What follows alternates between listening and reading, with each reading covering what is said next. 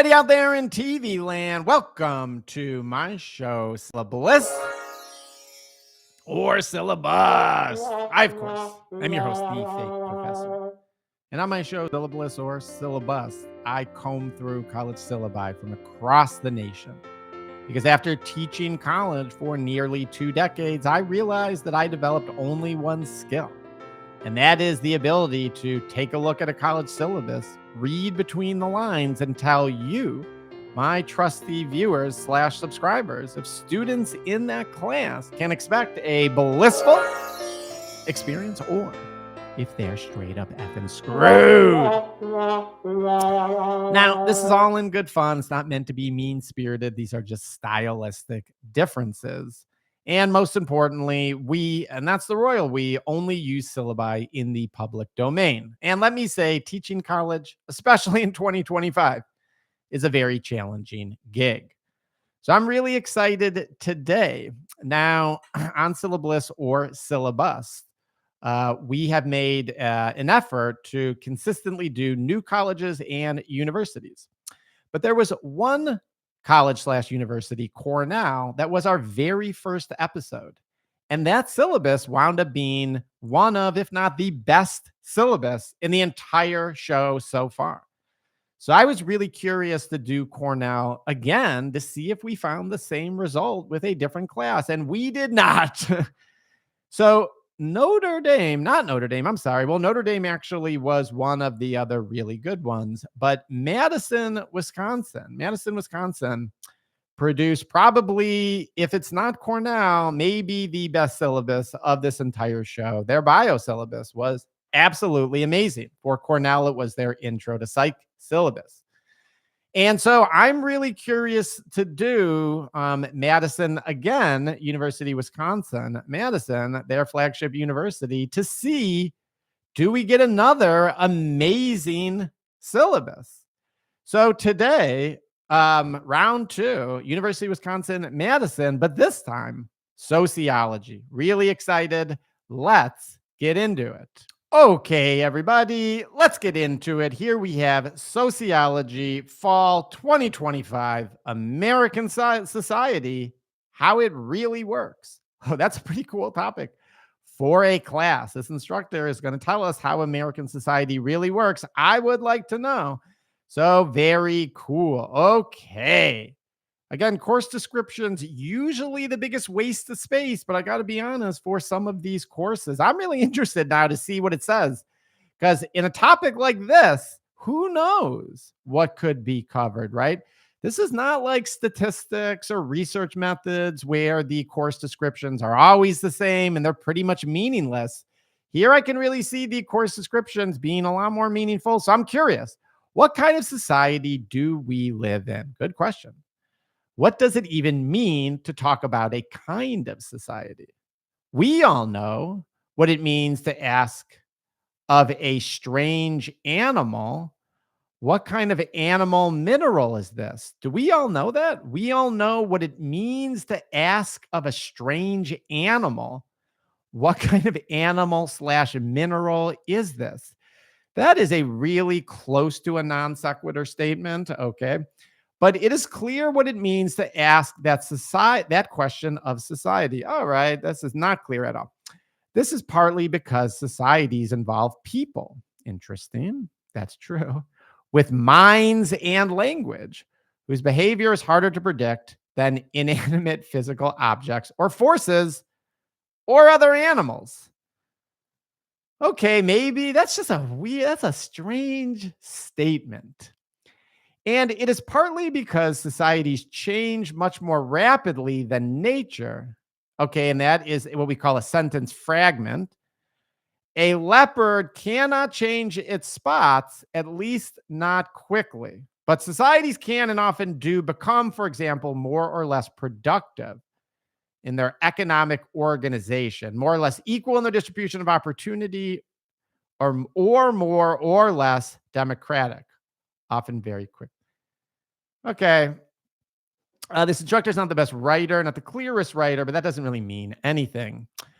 This course provides an extended answer to the question of what kind of society is the United States. It also explores implications of that answer for understanding and making progress on solving some of the problems that confront America today. Okay, 5 key values that you're going to learn about in this class: freedom, cool, prosperity, efficiency, fairness, democracy. Very cool. Our central question is, to what degree does contemporary American society realize these values, and how might it do a better job? A second but important question for us is, how do social scientists go about answering? Yeah, that's a how many sort of micro topics can we make up in the social sciences? Anyway, this is cool though. I got to be honest. It's coming off as somebody who's inquisitive, wants their students to kind of be inquisitive. I always say, that first page, you're setting up the energy, you're setting up the vibe. What is this professor's vibe? What's their style going to be? And so far, it comes off as somebody very inquisitive, and that's good. You like to see that. So far, pretty cool, I think, with the exception of the Gettysburg Address and occasional things I may post to Canvas, and occasional thing. You never like to see this in a college syllabus. When people start saying, I may, occasionally, that's not a good sign. We're looking for, it's not always a bad sign, but when you see instructors really kind of relishing in their ability to be empowered to make decisions, sometimes it's an indication that the professor is starting to focus on things that are not always the topic at hand. But anyway, I'm okay. The only required reading for this course is, okay, this looks like a traditional textbook. This book, first written by Eric Olin Wright and me. There you go. The professors using their textbook, and then revised for this edition by me alone. Eric's Deceased is based on ideas and themes, right? And I developed in this course over several years of teaching it. Oh boy, this is a really, really bad sign. And this is really strange because this is the same thing we saw with Cornell. We had this amazing syllabus, and it was amazing because there was really fancy instructors, but they did not spend any time kind of demonstrating how much they loved being fancy. They took all of their skills and really poured it into making a very objective, very creative, student-centered, high-quality class.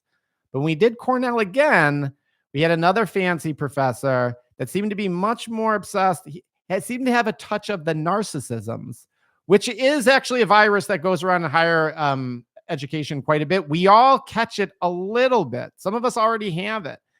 And this individual appears to have more than a touch of the narcissisms. And the fact that they are using their textbook and then indicating that their co-author is now deceased, so they alone have edited all of the information their students now are going to be reading.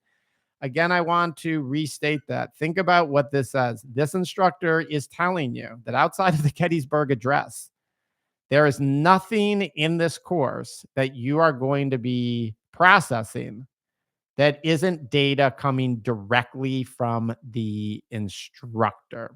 That isn't stuff that the instructor wrote in their own textbook, which, by the way, you now have to buy. That money, guess where that money is going? This is really, really bad. Lecture, okay, here you can see, okay, big topics: the market, environment, transportation, consumerism, healthcare, finance, high road, okay, fairness, inequality, class, poverty, and its solution: racial inequality, gender. Okay, pretty big topics to be covered in one day. Capitalist democracy, taxation, attack on affirmative state media, militarism, unions, democracy from below, possible futures review. Looks very loose, very open. Again, somebody who's at a point in their career where they think they know so much that their job is really at this point just to kind of kick back in the recliner, put their pinky in the air, grab their Courvoisier, and everyone's there just to hear them talk.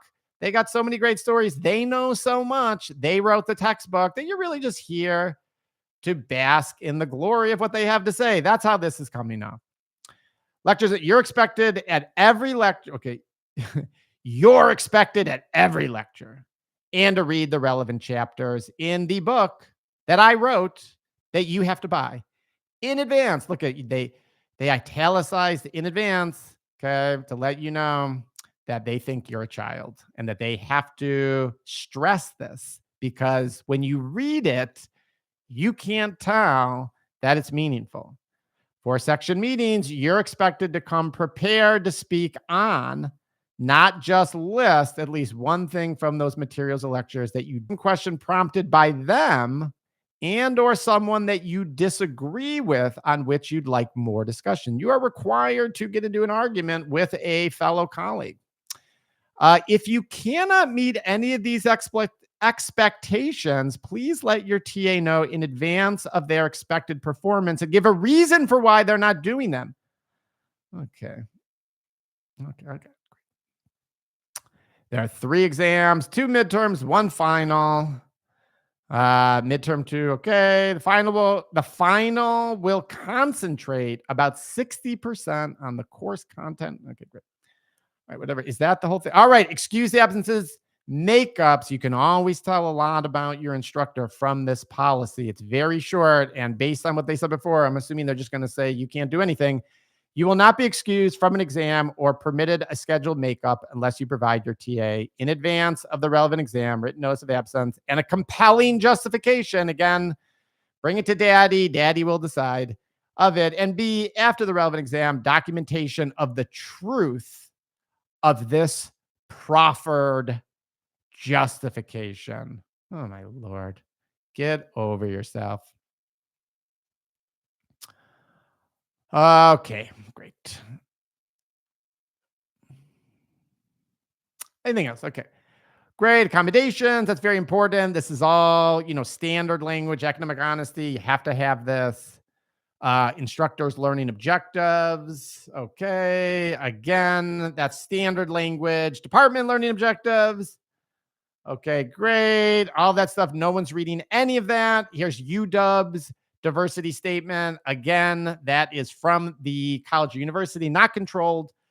Ideological diversity. Very interesting. I don't think we have seen yet a statement about ideological diversity, especially given the critical views you'll often be hearing from me in this course. Let me emphasize a few other things at its outset. First, nobody in it will be penalized, rewarded, or otherwise evaluated based on ideology, partisanship, political views, issue positions, vote preferences, or anything other than the requirements set out below in the course assignments. I think that's really good. I mean, I that should be kind of just assumed, but I understand it today in 2025. It's nice to hear somebody say that. So I'm liking this. Second, a key component of an education is developing the ability to distinguish between statements of fact and evidence interpretations about those facts, means, and normative positions based on values and opinions. I get what they're saying, right? Again, a lot of instructors think their new role is to help people understand what's truth and what's misinformation. Third, an empirical claim, interpretation, normative position, or opinion that goes against your priors, or even one that you find offensive, is not by definition a personal attack or something that should be suppressed. Good for this instructor. Basically saying just because you find it offensive, it doesn't mean it's a personal attack or that it shouldn't be said. I really appreciate that. You don't see that very often, and that's nice to see.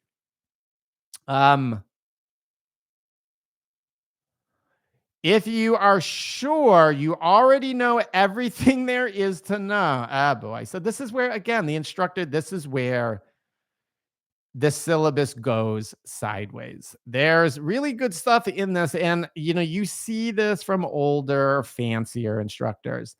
They come from a time when there was higher expectations for students in class, old school expectations. There just were. And they are much more likely to do that and really suffer no fools when it comes to that. And this instructor is doing that. And that's the strength of their class and their syllabus.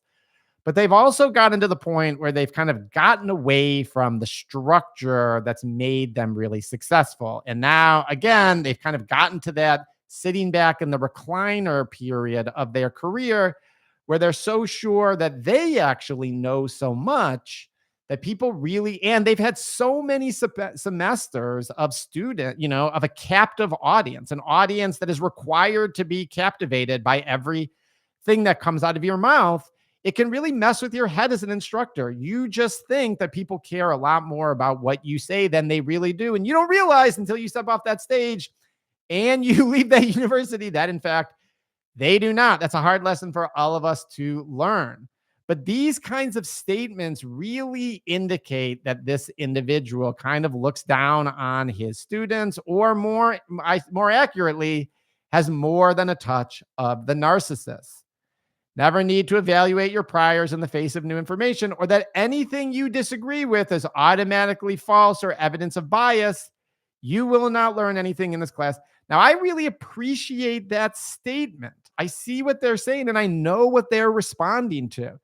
If you're just coming here to be offended and you're looking for a way to be offended, well, guess what? You're going to find that. You're going to find that anywhere.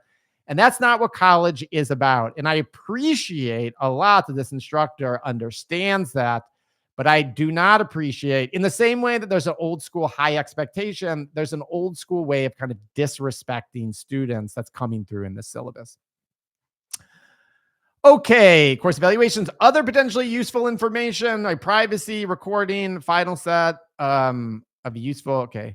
The Gettysburg Address is on the syllabus. Interesting. Some other wise words. Okay, Abraham Lincoln's Gettysburg Address on the syllabus. I mean, some other wise words. Okay, let's see. This is important. What are some other? William Blake, Einstein, all, amazing. These are great. That's kind of cool. Levi Strauss, James Baldwin. Wow, nice. Another James Baldwin, Martin Luther King. Let's check out some of these. Well, these are nice quotes. Let's actually, maybe I shouldn't skip past these. These are all like really important. Okay, obviously Gettysburg. Let's check out some of these smaller ones. Any fool can make things bigger, more complex, or more violent. It takes a touch of genius and a lot of courage to move in the opposite direction. Everything should be made as simple as possible, but not simpler. I wouldn't give a nickel for the simplicity on this side of complexity, but I'd give my whole life for the simplicity on the other side of complexity. Interesting. You got to like it. Enthusiastic partisans of the idea of progress are in danger of failing to recognize the immense riches accumulated by the human race on either side of the narrow furrow on which they keep their eyes fixed. By underrating the achievements of the past, they devalue all those which still remain to be accomplished. If men have always been concerned with only one task, how to create a society fit to live in, the forces which inspired our distant ancestors are also present in us. Nothing is settled. Everything can still be altered. What was done but turned out wrong can be done again. That is a great quote. And it's pretty clear that this instructor has let's be honest, he's sort of pushing back against some of the kind of, I don't want to use the word woke. I don't want to use it because it's a derisive word, but you know what I mean? Just kind of some of the changes in student culture that really have been challenging for lots of instructors, particularly old school instructors. So I like that. And then Baldwin, awesome. I love America more than any other country in this world. And exactly for that reason, I insist on the right to criticize her perpetually. What a fantastic quote. What a really fantastic quote. I think this instructor is really turning it around for me here. Another Baldwin, perhaps everybody has a Garden of Eden. I don't know, but they have scarcely seen their garden before they see the flaming sword. Then perhaps life only offers a choice of remembering the garden or forgetting it. Either or, it takes strength to remember. It takes another kind of strength to forget. It takes a hero to do both. People who remember court madness through pain, the pain of the perpetually recurring death of their innocence. People who forget court another kind of madness, the madness of denial of pain and the hatred of innocence. And the world is mostly divided between madmen who remember and madmen who forget. Heroes are rare. Wow. What an amazing quote. Well, I got to be honest with you, folks. I think this is a rare example of an instructor starting out syllaBLISS, making a pretty hard turn into straight up syllabus, but turning it around and bringing it back to an MF and syllaBLISS. That is correct. Now, I think it's pretty clear that this instructor has a case of the narcissist. I think it's pretty clear that this instructor is pretty old school and thinks fairly highly of themselves. I think the fact that this instructor is assigning a textbook that they wrote. Now, I can't just crap on them for doing that because that happens a lot more often than you might know or think or understand. It's just true. It's highly controversial in higher education. It happens a lot. It really does. So, only because it happens a lot. Now, I don't like it. It makes me very uncomfortable. And the way this guy was talking about the book made me very uncomfortable. And higher education hasn't moved past that culturally. And this guy definitely appears to be from that old school. But when it comes to facilitating very thoughtful, interesting, compelling conversations, this instructor has done a really good job at creating one of the most open environments for discussion that I've seen on a syllabus. And I really think that should be commended. So while there's a lot of stuff in the syllabus that I don't like, and I think this guy really comes off like an old school narcissist, and he'll probably say some shit that would bother me in class, I think students are going to have a really good time in this class. And I think this instructor has done a really impressive job at setting up a environment where students know they can discuss things openly and feel really comfortable in doing that and know the instructor is going to have their back. So for that, syllaBLISS. Good job. Good job there, Madison. You almost lost it, but you kind of brought it back. So back-to-back syllaBLISS. Really impressed. Hope you like that one, folks. I'll see you next time. Peace.